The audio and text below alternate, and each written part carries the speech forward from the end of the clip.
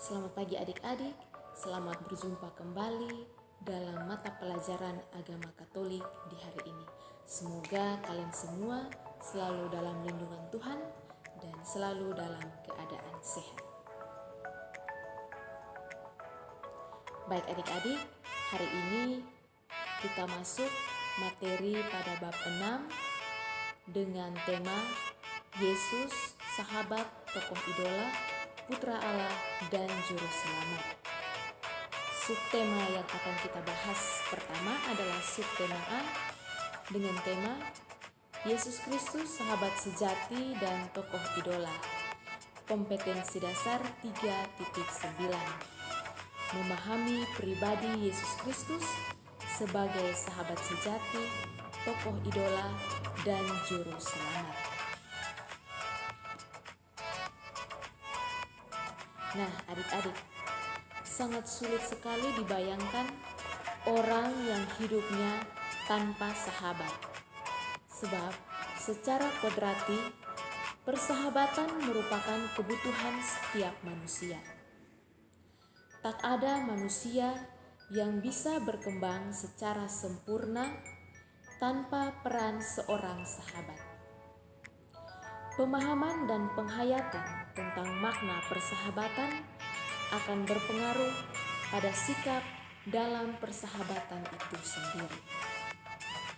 Ada remaja yang gampang sekali untuk bersahabat, namun gampang juga pecah persahabatan mereka manakala ada perbedaan pendapat dan kepentingan antara mereka. Injil Yohanes memberikan gambaran paham Yesus tentang persahabatan sejati. Yesus menyebut murid-muridnya sebagai sahabat, sekalipun banyak perbedaan di antara mereka. Kamu adalah sahabatku, jikalau kamu berbuat apa yang kuperintahkan kepadamu. Aku tidak menyebut kamu lagi hamba, sebab hamba tidak tahu apa yang diperbuat oleh tuannya. Tetapi aku menyebut kamu sahabat, karena aku telah memberitahukan kepada kamu segala sesuatu yang telah kudengar dari Bapa-Ku.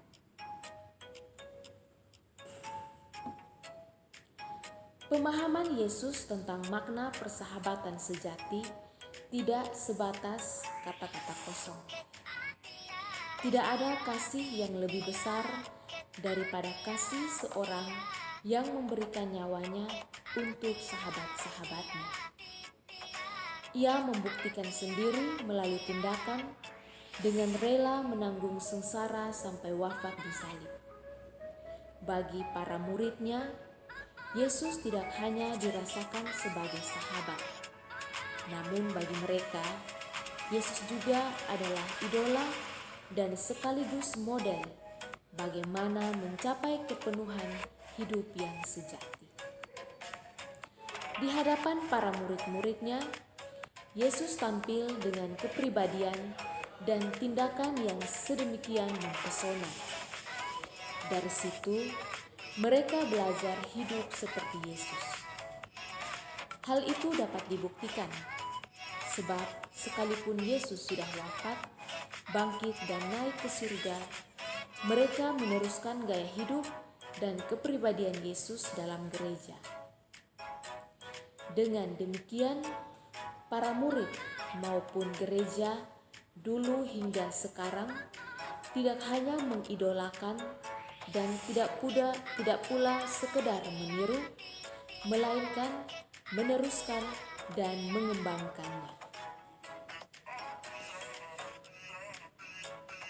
Nah, apa itu persahabatan? Ada 3 makna persahabatan. Yang pertama, persahabatan adalah proses yang tidak dengan sendirinya dapat terjadi, dapat berlangsung sebentar atau lama, tergantung kemampuan masing-masing membangun dan mempertahankannya. Yang kedua, persahabatan adalah istilah yang menggambarkan perilaku kerjasama dan saling mendukung antara dua atau lebih entitas sosial. Yang ketiga, persahabatan adalah perilaku akrab dan menyukai pikiran masing-masing. Biasanya teman yang memiliki minat ataupun juga niat yang sama. Orang yang berteman saling berbicara dan menghabiskan waktu secara bersama-sama. Sahabat saling mempercayai dan saling membantu ketika berada di dalam kesulitan. Mari kita lihat makna persahabatan dalam Injil Yohanes bab 15 ayat 12 sampai dengan 16. Yang pertama, persahabatan Yesus adalah persahabatan yang kekal, yang tidak tergoyahkan oleh pengkhianatan sekalipun. Yang kedua, Yesus adalah tokoh yang dapat dijadikan panutan bagi kaum remaja. Kepribadiannya, ajarannya, dan tindakannya dapat kita jadikan panutan dalam hidup kita. Yang ketiga, sikap saling menerima kebaikan dan juga kekurangan. Yang keempat, cinta menuntut sikap rela berkorban dan memaafkan. Yang kelima, persahabatan sejati berani mempertahankan nyawa demi sahabatnya. Mari kita lihat secara mendalam tentang makna persahabatan itu sendiri dalam Injil Yohanes. Yang pertama, Yesus menyebut murid-muridnya adalah sahabat. Kamu adalah sahabatku, jikalau kamu berbuat apa yang kuperintahkan kepadamu.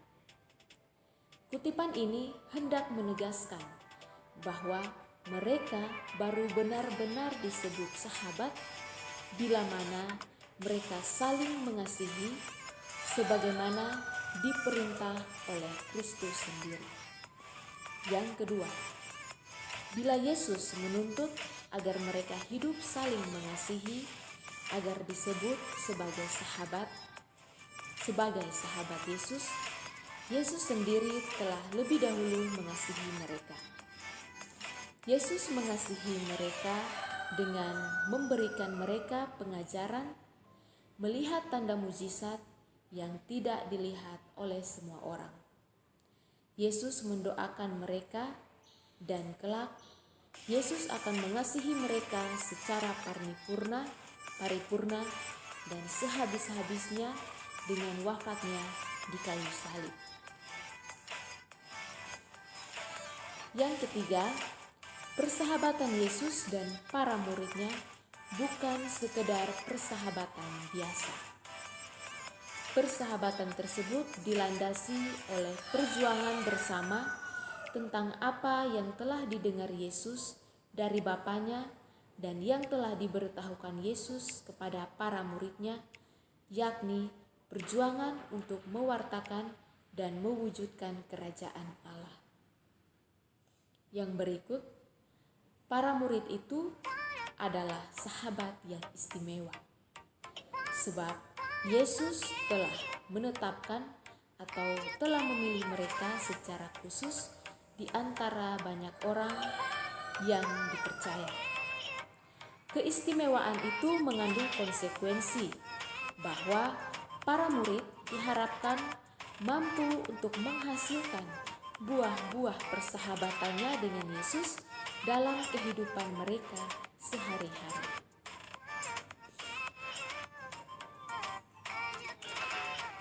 Yang berikutnya, persahabatan Yesus adalah persahabatan yang kekal, yang tidak tergoyahkan oleh pengkhianatan sekalipun. Kepada Yudas Iskariot, salah seorang muridnya yang telah mengkhianati dan menjual dirinya, Yesus tetap menyapa dia sebagai sahabatnya. Hai sahabat, untuk itukah engkau datang? Yang berikut, sikap dan tindakan Yesus dalam persahabatan dengan para muridnya sungguh mengagumkan. Maka pantaslah Yesus juga kita jadikan sebagai idola dan model kita dalam mengembangkan diri dan dalam mengembangkan persahabatan atau dalam membangun persahabatan.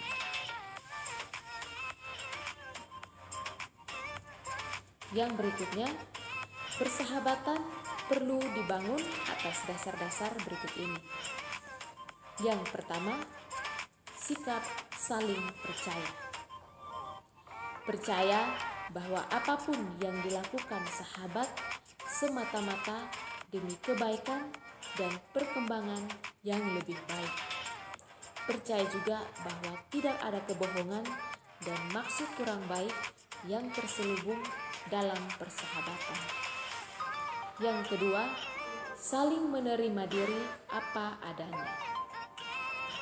Memahami bahwa setiap orang itu unik. Tidak menuntut sahabat menjadi seperti yang kita inginkan, dan juga menerima kelebihan dan kekurangan dari sahabat kita. Yang berikut, sikap saling mengasihi. Memberi bantuan secara tepat tanpa pamrih, tidak meninggalkan sahabat saat sedang mengalami musibah, bencana, ataupun masalah lainnya. Yang keempat, saling memahami dan juga menghormati. Memahami kegembiraan, harapan, dan duka, memahami kapan bisa meminta bantuan dan kapan juga harus menunda. Kita harus bisa memberi ruang dan waktu, kapan harus sendiri dan kapan kita harus bersama-sama dengan sahabat kita. Memahami juga bahwa ada hal-hal privasi yang tidak boleh kita ketahui dan juga ada yang boleh kita ketahui. Kita tidak boleh menuntut sahabat atau teman kita, atau kita tidak boleh memaksakannya untuk menceritakan sepenuhnya kehidupan yang menjadi privasinya kepada kita untuk kita ketahui. Tetapi ada batas-batasnya. Yang berikutnya, dalam persahabatan juga kita perlu menghindarkan diri dari sikap-sikap. Yang pertama, sikap egoisme. Artinya, mementingkan dan mencari keuntungan sendiri. Dalam persahabatan, orang perlu untuk berpikir, apakah yang saya lakukan ini merugikan sahabat saya atau tidak? Apakah membuat sahabat saya merasa terpaksa atau merasa diberdaya? Yang kedua, sikap bohong atau kebohongan. Artinya, dalam persahabatan sangat dibutuhkan sikap kejujuran. Tetapi, kejujuran juga perlu ditempatkan dan disampaikan secara bijaksana agar sahabat dapat menerimanya tanpa marah ataupun sakit hati. Nah, Yesus adalah idola bagi kita kaum remaja.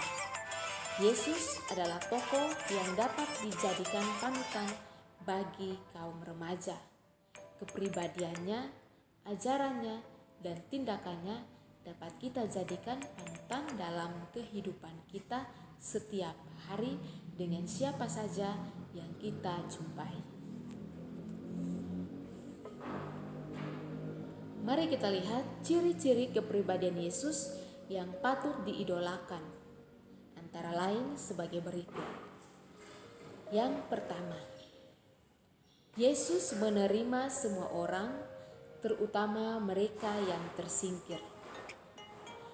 Pada zaman Yesus, para pemimpin agama Yahudi menganggap orang miskin, sakit, dan berdosa, anak-anak dan kaum perempuan merupakan masyarakat kelompok atau merupakan kelompok masyarakat kelas 2. Oleh karena itu, mereka tidak pernah diperhitungkan hak-haknya baik dalam tatanan kemasyarakatan maupun keagamaan. Berbeda dengan para pemimpin agama Yahudi yang menganggap kelompok orang-orang yang disebut tadi sebagai najis atau kotor, sebaliknya Yesus bergaul dan makan bersama dengan mereka. Yesus tidak memperlakukan orang berdasarkan status sosial atau kedudukan, melainkan berdasarkan kenyataan semua orang itu adalah citra Allah. Kemiskinan membuat seseorang tidak mempunyai orang lain yang dapat diandalkan untuk menolong dan membela mereka. Maka mereka hanya dapat mengandalkan Tuhan. Atas dasar ini, Yesus hadir di tengah mereka. Yesus menjadi andalan dan harapan tempat mereka bergantung. Yang kedua, Yesus berani mengkritik sikap para penguasa. Dalam himpitan para penguasa Romawi yang menjajah bangsanya, banyak pula para pemimpin lokal masyarakat Yahudi pada masa Yesus bertindak korupsi, menindas, dan sewenang-wenang terhadap rakyatnya sendiri. Kenyataan ini sangat memprihatinkan untuk Yesus. Yesus justru memperjuangkan suatu tatanan masyarakat yang adil dan beradab. Menurut Yesus, hal itu hanya akan tercapai bila para penguasa menjalankan kepemimpinannya dengan sikap melayani. Keberanian sikap Yesus tersebut tidak bisa diartikan seolah-olah Yesus itu anti penguasa. Yesus justru mendorong orang-orang untuk tetap melaksanakan kewajiban kepada para penguasa. Tetapi pelaksanaan hak kepada penguasa tersebut jangan sampai melalaikan dan mengalahkan kewajiban pada Allah. Berikanlah kepada Kaisar apa yang wajib kamu berikan kepada Kaisar, dan kepada Allah apa yang wajib kamu berikan kepada Allah.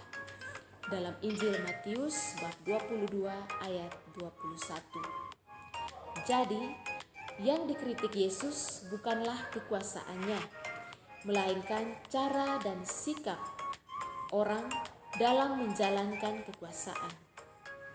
Kekuasaan seharusnya semakin menyejahterakan rakyat dan semakin mendekatkan manusia pada Allah.